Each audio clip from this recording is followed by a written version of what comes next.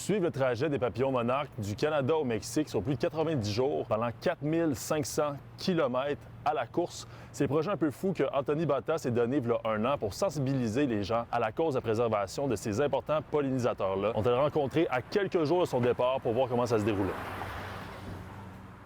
C'est quand même un défi assez impressionnant, ça te stresse pas? Non, je me sens prêt. Évidemment, ça va être le plus gros défi sportif que j'ai fait jusqu'à présent, mais je me suis vraiment bien préparé à ça. Ça représente combien de kilomètres par jour? À peu près 50 à 60 km dépendamment du terrain, de la fatigue. Puis essentiellement, je vais calquer le trajet migratoire du papillon monarque québécois qui part naturellement du Québec et qui va se rendre jusqu'au centre du Mexique dans une région qui s'appelle Michoacán. Moi, je vais être accompagné de mon épouse et de ma jeune fille Laurence de 10 ans qui vont faire le trajet en VR puis ils vont m'accompagner jusqu'au centre du Mexique. L'objectif du projet, en fait, est relativement simple.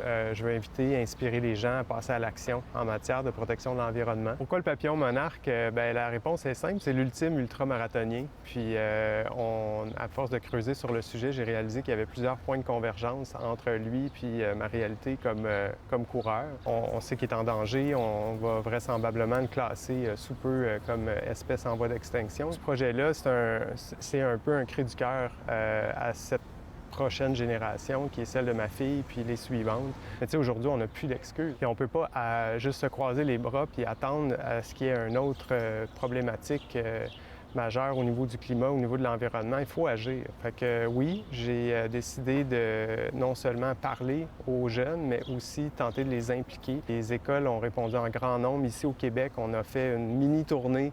On est allé rencontrer des écoles à Joliette, à Saint-Jérôme, à Montréal, naturellement. On a aussi l'implication d'une école à Sherbrooke. Tu sais, il y a un aspect un peu, justement, de redonner avec ce projet-là. On a deux appels à l'action, essentiellement, auprès du public. Le premier, c'est de planter des oasis pour les monarques. C'est quelque chose que tout le monde peut faire dans son jardin, dans sa communauté, sur le terrain d'une entreprise. Si jamais les gens ont des questions, ils peuvent communiquer avec nous ou avec Espace pour la vie. Ils ont tous les outils pour le faire simplement. Le deuxième appel à l'action, c'est de donner des sous. Mon épouse et moi avons créé un OBNL. L'objectif étant de lever 1 $ par mètre que je vais franchir pour me rendre jusqu'au Mexique. Fait que c'est 4,5 millions de dollars.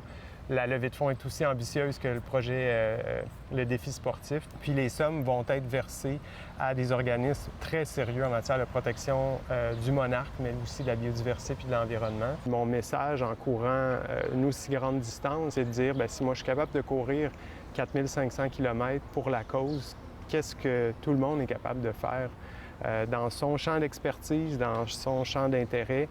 Quel est votre ultra?